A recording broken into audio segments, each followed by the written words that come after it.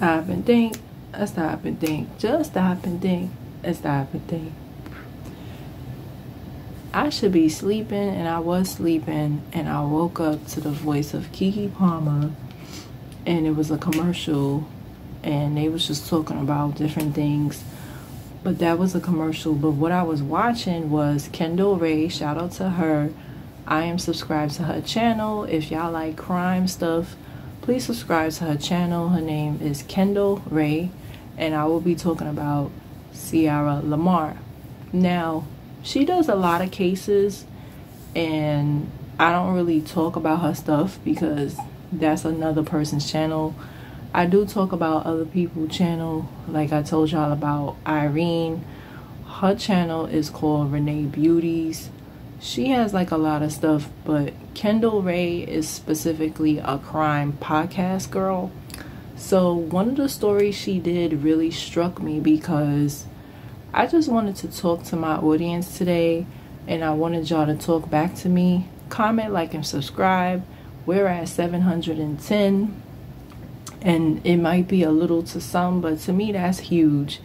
I remember last year I didn't really think much of YouTube, and those of y'all that's been following me, my other channel is only 22 subscribers. I wasn't looking for subscribers. I was just like post things here and there, but I wasn't really looking for subscribers. And then earlier, oh wow, that's not even last year.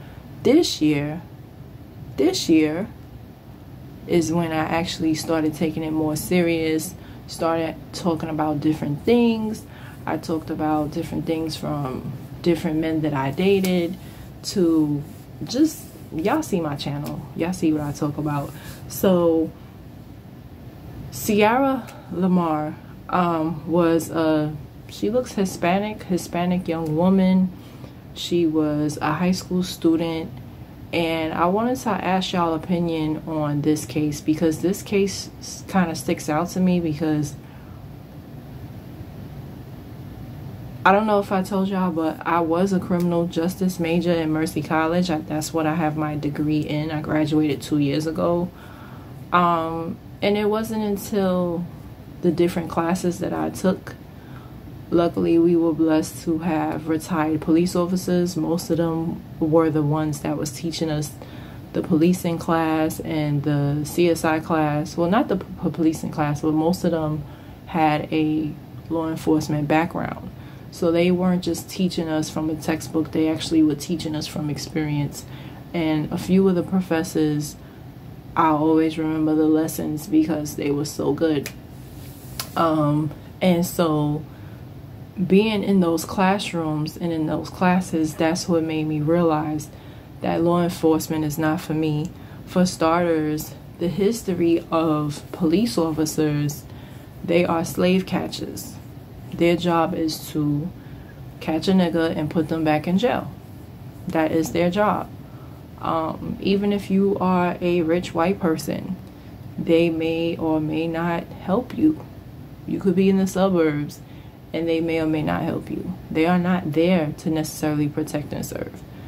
When I did my research for research methods, white people in the suburbs get pulled over and are given tickets more than any other race. There are more white people in jail than any other race. So there's a lot of things that I learned, and I'm happy and grateful and blessed to have taken those courses at Mercy College because I've learned a lot of things that a lot of people don't know. So number one thing that stuck out to me with this case is this girl parents were divorced, and the reason for the divorce is that the father was a pedophile. He was inappropriate with her friends during sleepovers. So the mom, naturally, like any normal woman, filed for divorce, but there was a time when she was living with her father.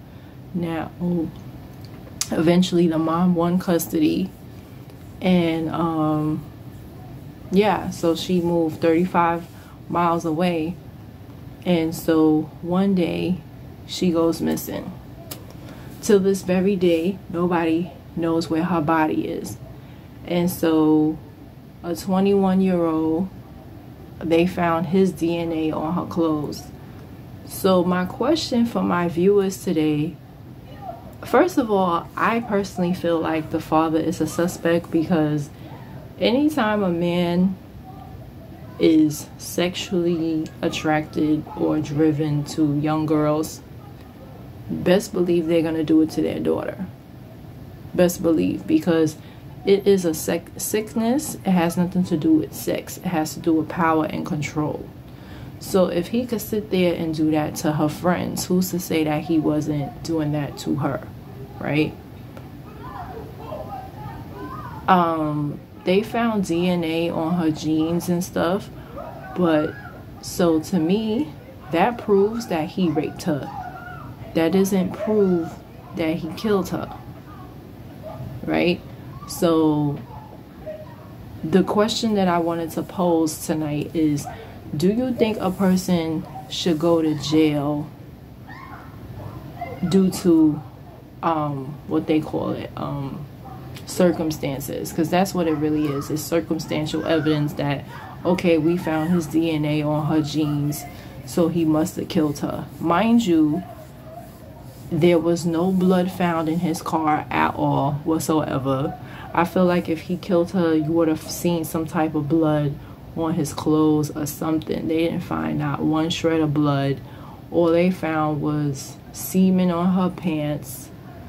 And he basically told on himself that, yeah, he ejaculated, and that's how it must have got on her. He definitely raped her, that I believe, because they found his semen on her jeans. What other explanation could there be? When they did the research, they did not know each other. So this is not a guy that she just was having sex with. No, she did not know this man. You know, the only other explanation is maybe on her way to school, she decided to hook up with him. Yes, it happens, you know, whatever. Maybe it was consensual, and then somehow or another it got violent. That's very possible. It's not impossible. You know, people are assuming that he raped her because of the age difference. We don't know if it was really rape because there's no body, right? There's no body. So how can you really... And also, he's not talking, so it's not like he confessed to the murder.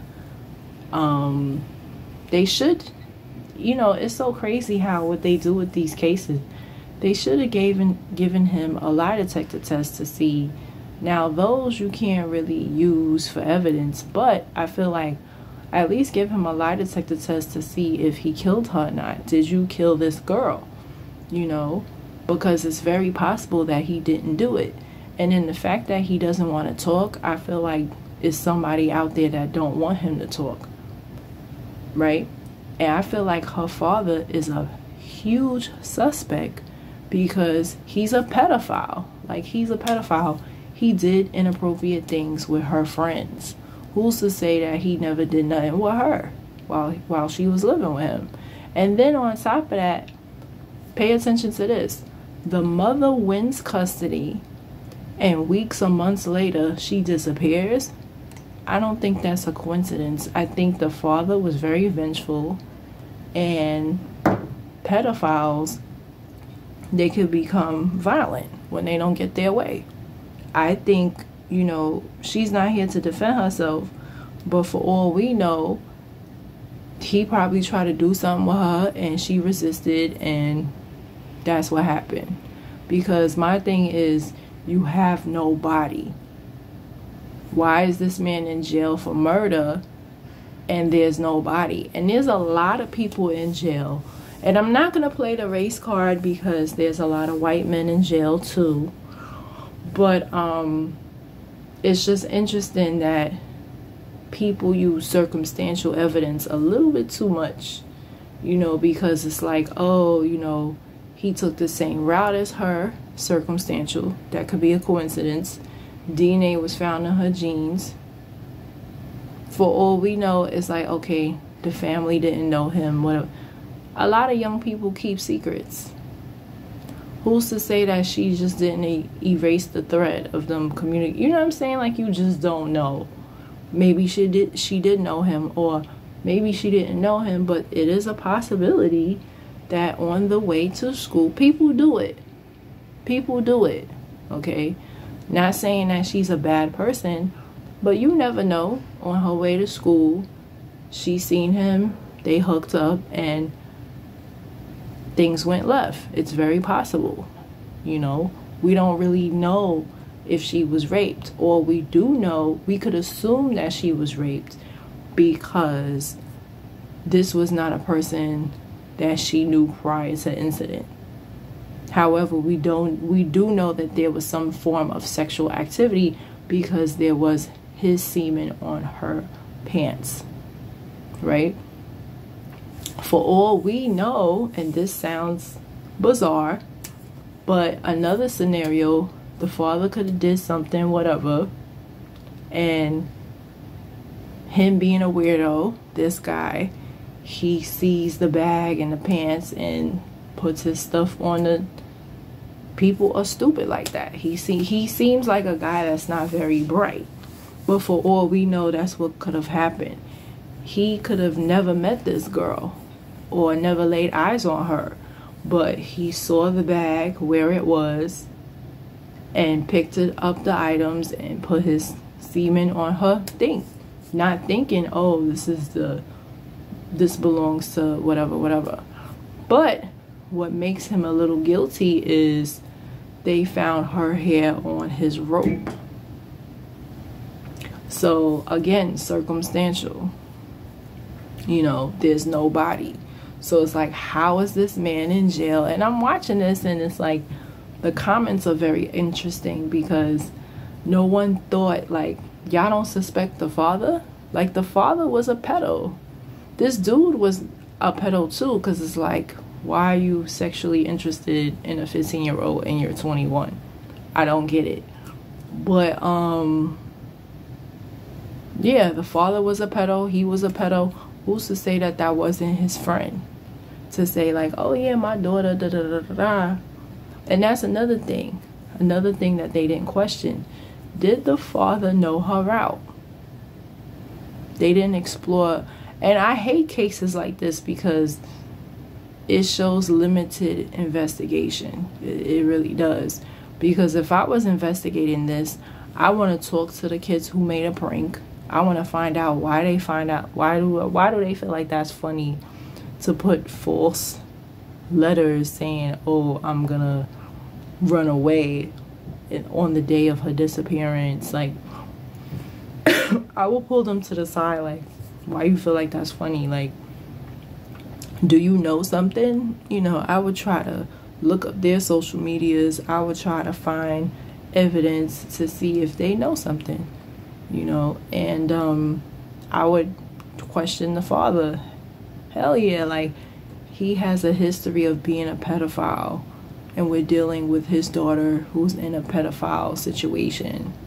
I would definitely question the dad, because that's just too much of a coincidence that you lose custody and then now your daughter's gone.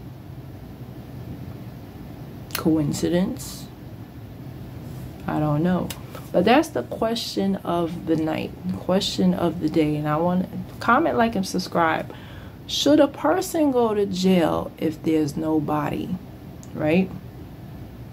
And this goes for anybody, you know, husband and wife scenario, anything. If you don't have a body, can you really send somebody to jail? Is that fair? Like, we already know criminal justice system is jacked up. You got people that are murderers out in the street. I was watching Fatal Attraction the other day, and the man did 13 years for a murder. And he was very black, so you can't even say, oh, well. No, you got people who are murderers, not even defending themselves, doing 13 years. And when you do if you have good behavior, you could get out in 10. You could get out in 6, 7. 13 years is literally nothing, you know. So, And then sometimes people's cases get overturned. Overturned means a technicality could just change the whole thing, and they could get out early because of that. So 13 years for a murder, you know, it's just, yeah, you know, people, you got people who rape people and they do less than 10 years. They do like 5 years, and rape is typically between 5 and 10. Now, you do have certain rape cases where the person is there for the rest of their life, but more so often it's between 5 and 10. You know, so yeah, with this guy, it's like, you know, there's so many. And why isn't he not talking? It's like, I wish they could make him talk, you know, interrogate him, threaten him. Like, you know what I'm saying? There's so many ways you could get the truth out of somebody. Be like, if you tell us where the body is, we'll give you a lesser sentence. They're not going to do that, you know, but they do that in some cases, though. You know, when, especially when it's two people, if they say, if you snitch on this person, then we'll give you a lesser sentence. But, you know, I would do that. I'll be like, if you tell us something about the dad, it's something, you know, whatever, you know. But what do y'all think? If there's no body, should the person go to jail? If there's nobody, because as of right now, the only evidence they have is his sperm on her jeans, and her hair was in a rope in his car, and they found fiber, you know, like her DNA was all up in his car. Her DNA was in the trunk of his car. So at some point he put the body in the trunk. So they're assuming that he killed her because the DNA was found in the back of his truck. But again, I think if he did do it, he was not alone. I feel like he had assistance, hence why he's not talking. He's not talking because he doesn't want that other person to go to jail. Why else would this man be quiet? Why else would this man? He's afraid of someone. He is. And it's sad because he's afraid of this person more than jail. This person must be a very dangerous man, you know. Now, the question is, who is he afraid of, right? He's obviously afraid of someone because he doesn't want to talk. People, especially, let me not put the race card on it, but just people in general, when they don't want to talk, is because of fear, typically. So he's afraid of someone. The question is who? Comment, like, and subscribe. Again, if y'all want to see the story, her name is Kendall Renae, and the name of the girl she's referring to is Sierra Lemar. And should the father be questioned? Do you think the father is a suspect because he has a history of being a pedo? What y'all think? Those are my thoughts. That the father, I feel like the father is guilty as sin. I feel like he set him up. The guy is not too bright. He's a little slow. So the father took advantage of that. It was like, if you say anything to anybody, I'll kill you. How he gonna kill him in jail, I don't know. But the dude is scared of him. And I'll go as far as to say, maybe it's not even just him and the father. It's probably a third man. It's probably a fourth. Who knows? But this story got too many holes in it. I mean, it's just... And then the guy not talking. Nah.